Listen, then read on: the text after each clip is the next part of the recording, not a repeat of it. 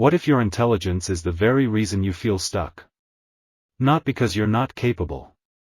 Not because you're lazy. But because your mind works too well. You see risks others don't see. You analyze deeper than most people ever will. You understand how success works. And yet, you hesitate. You overthink. You delay. You wait for the perfect moment. Meanwhile, someone less informed takes imperfect action, and moves ahead. So here's the real question. Is intelligence your advantage? Or your hiding place? In this episode, we're uncovering the hidden psychology behind why smart people stay stuck, and what separates intelligent thinkers from intelligent achievers. Because being smart is common. But being brave enough to execute? That's rare. Let's go deeper. Have you ever noticed something strange? Some of the smartest people you know are not the most successful. They have brilliant ideas. They speak intelligently. They analyze situations with depth and precision. They see patterns others miss. Yet years go by, and their lives barely change. Meanwhile, someone less intellectually gifted takes imperfect action, makes mistakes, learns publicly, and somehow moves ahead.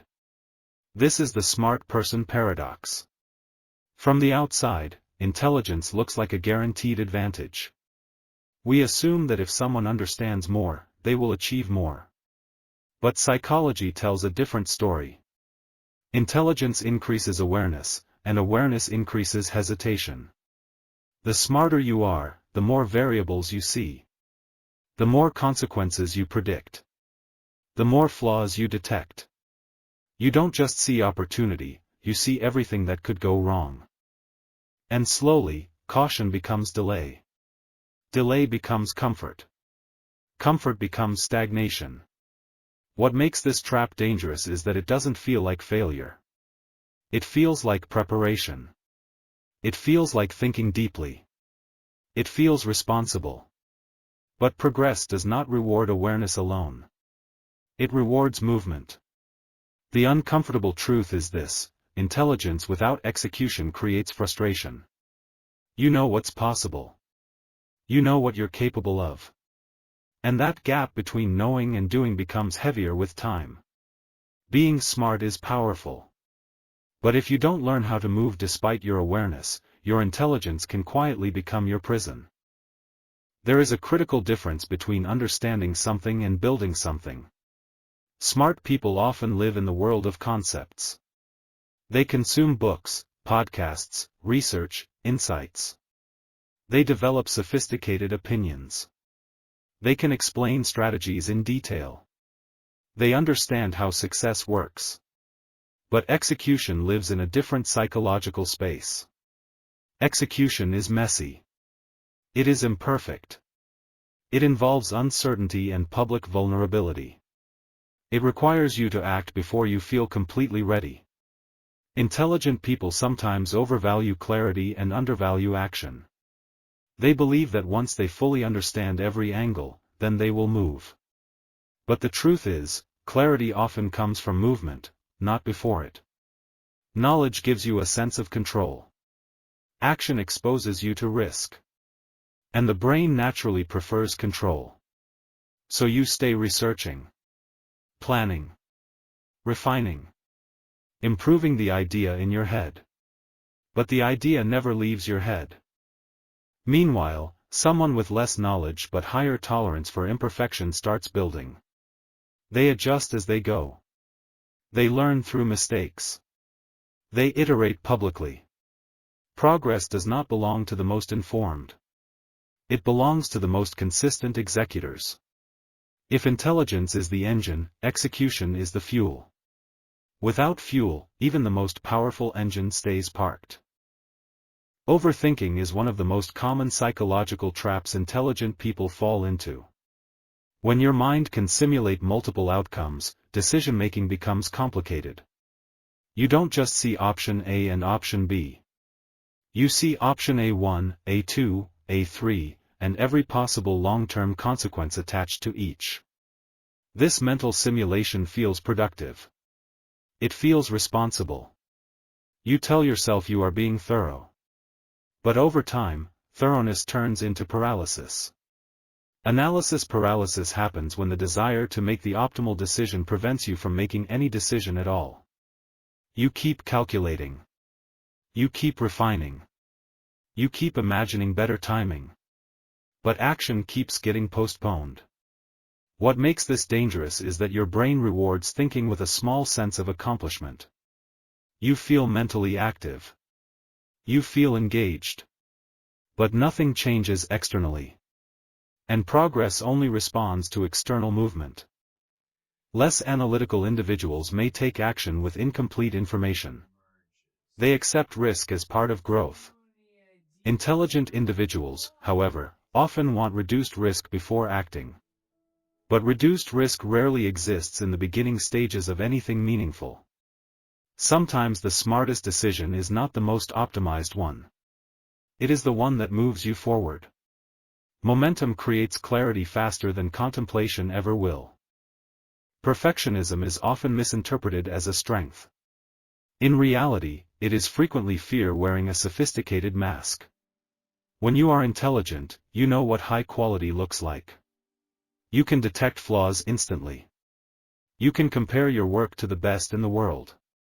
And because your standards are high, your tolerance for imperfection becomes low. So you delay starting. Or you start, but never finish. You revise endlessly. You polish small details. You convince yourself it's not ready yet. Underneath perfectionism is a powerful fear: if I produce something imperfect, people will question my intelligence. So instead of risking imperfection, you protect your identity. But perfection is not how mastery is built. Mastery is built through repetition. Through visible mistakes. Through feedback. Through releasing imperfect versions and improving over time. The irony is this: the people you admire for excellence did not start excellent. They started average, publicly. Perfectionism keeps smart people in preparation mode while imperfect action builds real-world skill. If you want to grow, you must be willing to look unfinished. Because finished is better than perfect.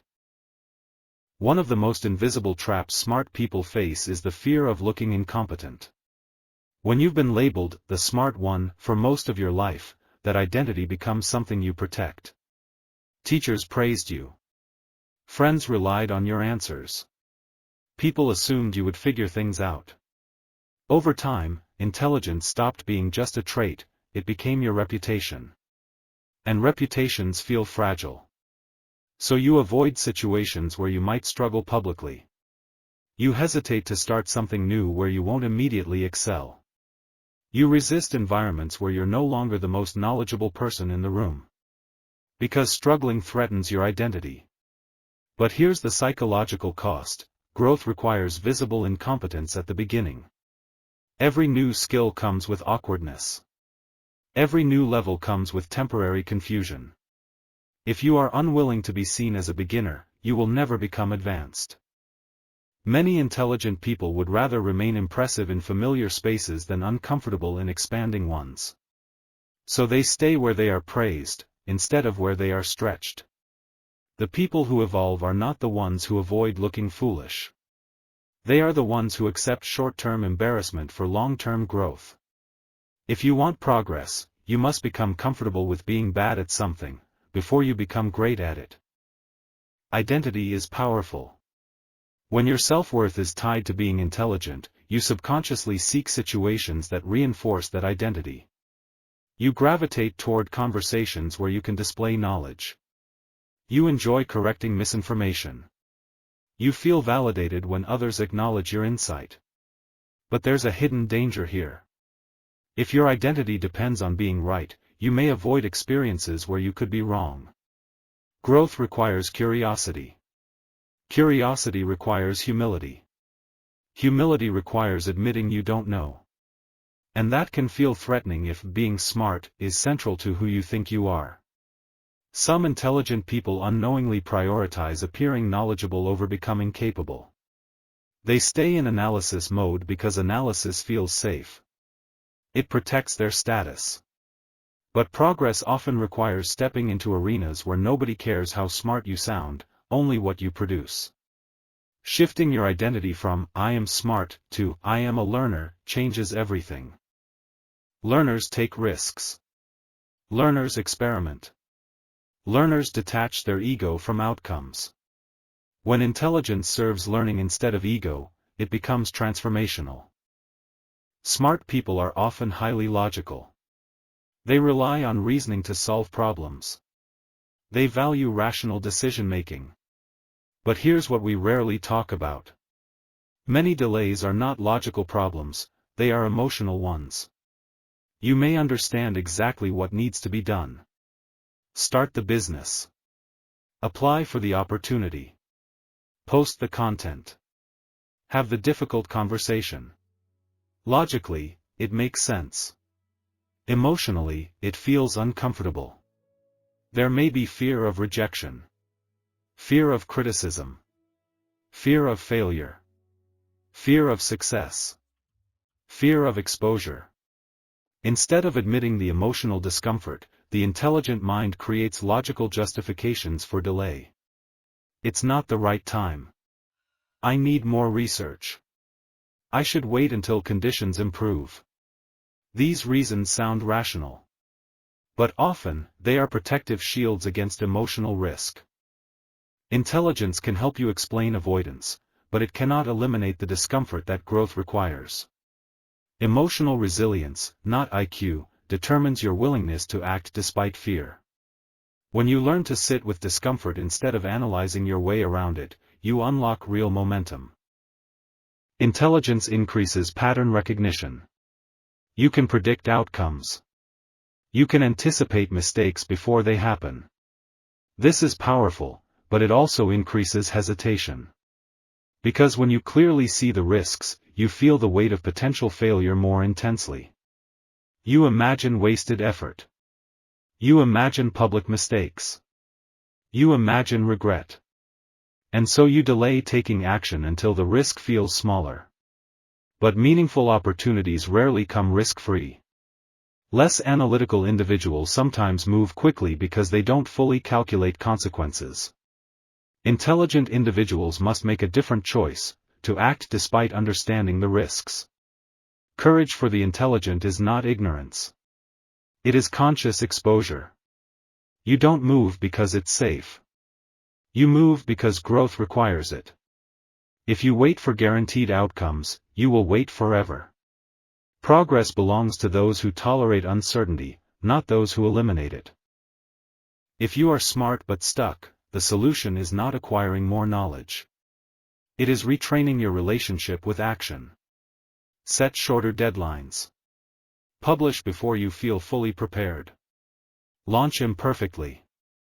Replace extended planning sessions with small execution windows. Instead of asking, "Is this optimized?" ask, "Is this moving?" Train yourself to value output over intellectual comfort. Start measuring progress by actions taken, not ideas generated. Intelligence becomes powerful when it operates in cycles: learn, apply, adjust, repeat. Not, learn, refine, overthink, delay. Execution builds confidence faster than contemplation ever will. Each action reduces fear. Each completed step strengthens identity, not as the smart one, but as the one who moves. And movement compounds. Small actions, repeated consistently, outperform brilliant ideas left untouched. The shift is simple but uncomfortable. Act while uncertain. Act while imperfect. Act before you feel fully ready. Because readiness often follows commitment, not the other way around. Being smart is a gift. But a gift unused becomes a burden. You don't struggle because you lack potential. You struggle because potential without execution creates internal pressure. You know what you could do. You see what's possible. And that awareness, without movement, slowly turns into frustration. Intelligence was never meant to replace courage. It was meant to guide it. Stop waiting to feel completely prepared. Stop protecting the image of being capable. Stop over-optimizing decisions that require momentum. Your life will not change because you understood more. It will change because you acted more. Let yourself be a beginner. Let yourself be imperfect. Let yourself grow publicly. Because becoming better is not about being the smartest person in the room. It is about being the one willing to move, repeatedly, imperfectly, courageously. If you combine your intelligence with consistent execution, you become unstoppable. This is Growth Mindset Lab. The psychology of becoming better. You don't need more books. You don't need another strategy. You don't need perfect clarity. You need movement. Here are 5 action steps to break the smart but stuck cycle. Keycap 1. Set a 48-hour rule. If you have an idea, take a visible action within 48 hours. Not research. Not planning. Action. Keycap 2. Lower the standard of the first attempt. Your first version is allowed to be average. The goal is completion, not perfection. Keycap 3. Public accountability. Tell someone what you're starting. Intelligent people hide in private preparation. Visibility creates pressure and progress. Keycap 4. Track execution, not ideas. At the end of each week, measure how many actions you took, not how much you learned. Keycap 5. Deliberately enter beginner spaces. Choose something where you are not the smartest person in the room. Growth lives there. Your intelligence was meant to amplify your courage, not replace it.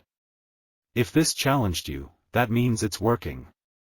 This is Growth Mindset Lab. The psychology of becoming better. And if you're ready to stop thinking about becoming better and start becoming better, subscribe.